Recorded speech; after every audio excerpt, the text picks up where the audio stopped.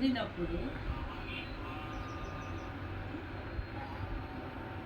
ఆ స్థితిని సహజ స్థితిగా చెప్పబడుతుంది. మనము అసలు ఆత్మ ఉండేదే ఎల్లవేళల శుద్ధ స్థితిలో.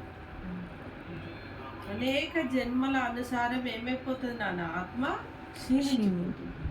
అంటే తనలో ఉన్నటువంటి సహజ తత్వాన్ని కోల్పోతుంది. కోల్పోవడం వల్ల అన్నీ ఏమైపోతాయి? క్షీణించడం మొదలు. బుద్ధి క్షీణిస్తుంది, మనసులో ఉన్న స్వచ్ఛత క్షీణిస్తుంది, కర్మానుకూలత క్షీణిస్తుంది. కాబట్టి ఆత్మ ఒకటి శుద్ధమైనప్పుడు బుద్ధి కూడా ఏమైపోతుంది? పరిపక్వితమైపోతుంది. తర్వాత బుద్ధి పరిపక్విత అంటే మనస్సు అనేది, బుద్ధి ఎప్పుడు పరిపక్వితం అవుతుంది? మనస్సు అనేది శుద్ధమైనప్పుడు. మనస్సు అనేది ఎట్లా ఉంటుంది? చాలా చంచలంగా ఉంటుంది. అంటే దాని అంత స్పీడ్ వాహనం అనేది ఈ భూమి పైన లేదు. అంటే మనిషిలో ఉన్న ఒక మనస్సు అనేది, అంటే ఆ మనసులో ఏముంటాయి? ఈ మనస్సు, బుద్ధి, సంస్కారం ఎక్కడ ఉంటాయి? ఆత్మలో ఉంది.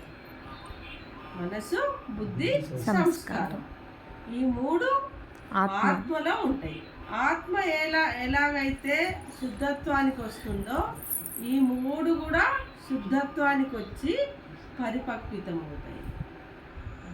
పరిపక్వితత అంటేనే సహజత్వము, సహజము. సహజం అంటే ఏంది? భగవంతుడు. మన మనస్సు అనేది సహజత్వంలో ఉంటే సాక్షాత్ భగవంతుడు ఏమైపోతాడు? మనకు ఆకర్షితం అయిపోతాడు. దైవానికి నువ్వు ఆకర్షితము రావడం కాదు ఇక్కడ, దైవానికి ప్రతి మానవుడు కూడా ఆకర్షితమవుతాడు. కానీ మానవునికి ఎవరు ఆకర్షితమవుతాడు? భగవంతుడు ఎట్లా ఆకర్షితమవుతాడు? మరి రాముడు అనేవాడు కూడా మానవ జన్మ తీసుకొని జీవుడు దేవుడుగా మారింది కదా. కాబట్టి ఆ శివుడు ఆ రాముడికి ఏమైపోయిండు? ఆకర్షితమైంది. ధ్యానం ధ్యానం ధ్యానం ధ్యానం. ఆ రాముడే ఎవరిప్పుడు? శంకరు. ఆయన ఎప్పుడు ఎల్లవేళలా కూర్చోహారిని ఎల్లవేళలా ధ్యాన స్థితిలో ఉండి మనసు, బుద్ధి, సంస్కారాన్ని పరిపక్వితం చేసుకొని ఆ దైవానికే ఏమైపోయింది? ఆయన ఆకర్షితమైపోయింది.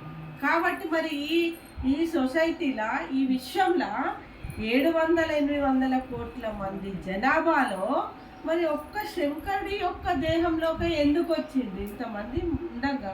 అంటే ఎవరికి ఆకర్షిత శక్తి అనేది లేదు.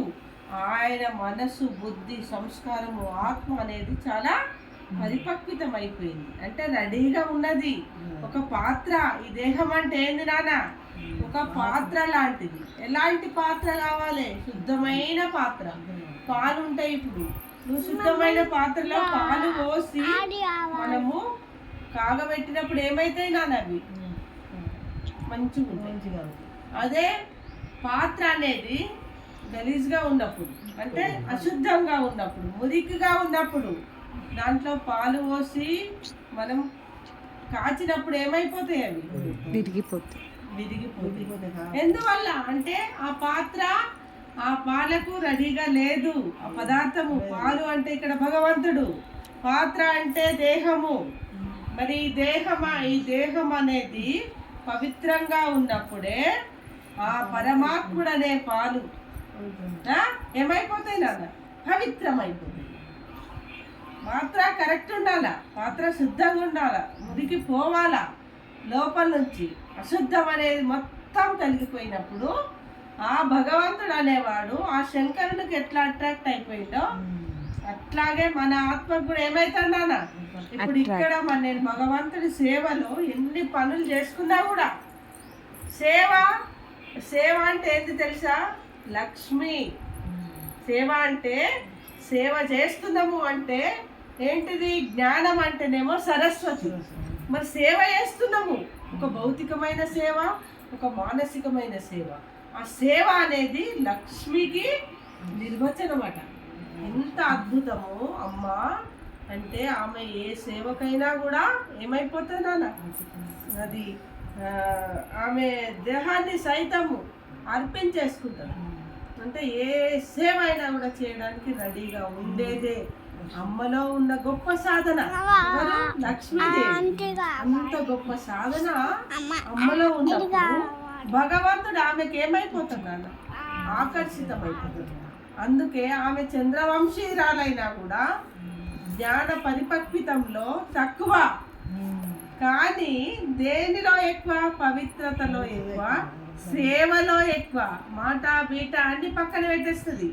ఏం చేస్తుంది? నిరంతరం సేవ చేస్తుంది. సేవ అనేది చేసినప్పుడు భగవంతుడు అనేవాడు అట్రాక్ట్ అయిపోతాడు. మరి ఆ శంకరుడు ఏం సేవ చేస్తున్నాడు, ఏ సాధన చేస్తున్నాడు?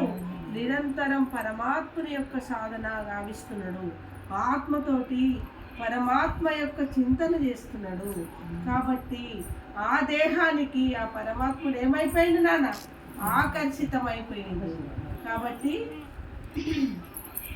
ఆ దేహాన్ని